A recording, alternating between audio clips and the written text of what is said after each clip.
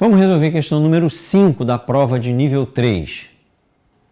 De quantas maneiras podemos trocar uma nota de R$20 por moedas de 10 centavos e de 25 centavos de real? Vamos representar por x a quantidade de moedas de 10 centavos e por y a quantidade de moedas de 25 centavos. A nossa tarefa é descobrir os pares x e y que satisfazem a essa equação. Nunca esquecendo que x e y têm que necessariamente ser valores inteiros e não podem ser valores negativos, porque eles contam a quantidade de moedas. Pode até ser que a quantidade seja 0, mas negativo não pode ser. Pode parecer estranho, mas essa equação tem mais de uma solução. Nós vamos encontrar essas soluções basicamente testando valores. Mas antes disso, se você está incomodado pelo fato dessa equação envolver números decimais, você pode se livrar desse inconveniente multiplicando todos os componentes dessa equação por 20. Dessa forma, você vai obter uma nova equação equivalente à anterior, o que quer dizer que ela é diferente, mas ela tem exatamente as mesmas soluções. Bom, uma das possíveis soluções, uma bem fácil de se enxergar aqui, é pensar que eu não tenho moeda alguma de 10 centavos, portanto eu vou atribuir 0 ao x, e aí eu vou ter 80 moedas de 25 centavos. Perceba que 5 vezes 80 é 400, 2 vezes 0 é 0, e essa soma fecha os 400 que eu preciso obter aqui. Se eu aumentar o x para 1, esse pedaço da soma vai valer 2. Isso quer dizer que essa outra parte vai ter que valer 398 para completar os 400. Mas aqui nós temos um problema, porque 398 não é um múltiplo de 5. Portanto, eu não encontrarei um número inteiro positivo que multiplicado por 5 dê os 398 que estão faltando aqui. O que isso significa? Isso significa que eu não posso botar o 1 aqui. Tá, e se eu tentar o 2, que seria o próximo número inteiro depois do 1? Aqui eu vou ficar com 4. E aí esse pedaço vai ter que completar para 400, vai ter que valer 396. De novo, é um resultado impossível, porque eu não tenho um número inteiro que multiplicado por 5 dê 396. Tá bom. E se eu aumentar então aqui para 3? Aqui vai valer 6 e aqui eu vou precisar de 394. Não funcionou. Vamos aumentar então para 4. Aqui eu vou ter 8 e aqui eu vou precisar de 392. Também não funcionou. Mas quando a gente testa o 5 aqui, o resultado aqui é 10. Para completar eu preciso de 390. Eu vou conseguir 390 aqui porque 390 é múltiplo de 5. Basta eu multiplicar o 5 por 78. Essa discussão me fez perceber que os valores de x devem pular de 5 em 5. Então não adianta eu testar o 6, nem o 7, nem o 8, eu vou testar agora o 10. Dessa forma eu vou ter 20 aqui, para completar eu vou precisar de 380. Resultado que eu obtenho multiplicando 5 por 76. Olha só que coisa curiosa. Conforme o valor de x avança de 5 em 5, o valor de y recua de 2 em 2. Exatamente os valores que você vê aqui trocados. Isso não é por acaso. Então,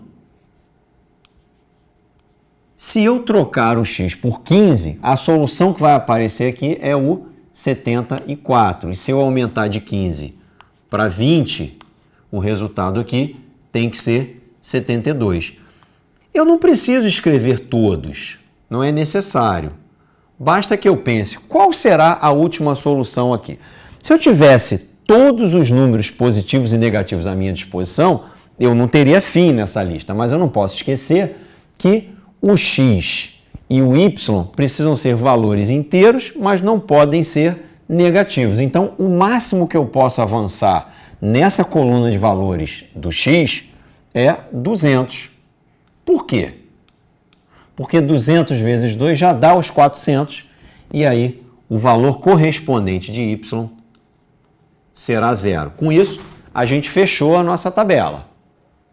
Mas a pergunta é, de quantas maneiras essa troca pode ser feita? Isso quer dizer que eu preciso agora descobrir quantas são as soluções que compõem a nossa tabela. É fácil de fazer se você usar o 5, a tabuada de 5 como referência. Perceba só, o 5 na tabuada do 5 é 5 vezes 1. E o 10 é 5 vezes 2, e 5 vezes 3, e 5 vezes 4. Finalmente aqui é 5 vezes 40. Isso quer dizer que daqui do 5 até o 200 eu tenho 40 números. Se você acrescentar o que vem aqui na linha de cima, significa que ao todo nós temos aqui 41 soluções. Portanto, essa é a resposta do nosso problema. Essa troca pode ser feita de 41 maneiras diferentes. Durante a resolução da questão 5, eu citei um fato que eu acho que merece ser tratado com um pouco mais de cuidado antes da gente encerrar esse vídeo.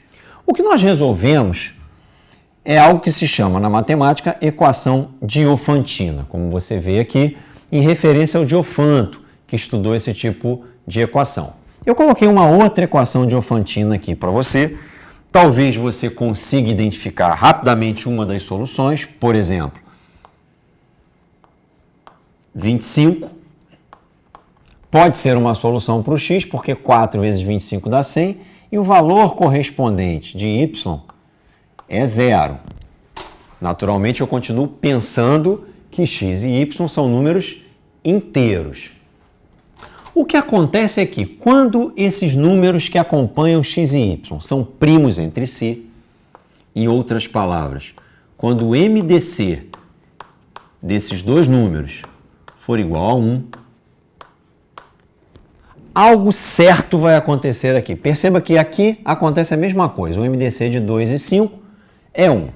Quando eles forem primos entre si, é certo que os valores de x nessa coluna vão diminuindo de 7 em 7 e os valores de y nessa coluna vão aumentando de 4 em 4. Isto é certo e acontece sempre que os números são primos entre si, ou seja, o MDC entre eles vai dar 1. Portanto, eu garanto a você que a próxima solução vai ser 18, porque eu diminuí 7 aqui, com 4 lá para o valor de y, porque eu aumentei 4. Então, esta coluna vai diminuindo de 7 em 7, portanto, o próximo é 11 e o próximo é 4. E essa daqui vai aumentando de 4 em 4, portanto, o próximo é 8 e depois é 12. Mais que isso, se eu não tiver nenhuma imposição ao fato do número ser negativo, você pode continuar tirando 7 aqui. Isso vai dar menos 3, aumentando 4 aqui, isso vai dar 16. Perceba, pode fazer a conta. 7 vezes 16 e 4 multiplicado por menos 3, você vai ter 100. A mesma coisa você pode andar com as suas soluções para cima.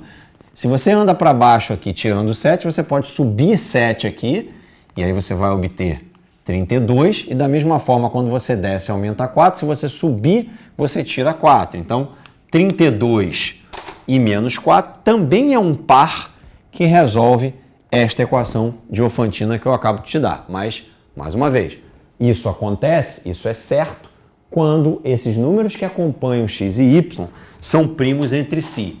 É como se eles trocassem de posição e acabam te dando uma ferramenta muito interessante para que você encontre essas soluções de uma maneira mais rápida, sem ficar testando para ver se vai dar certo, porque agora você sabe que vai dar certo.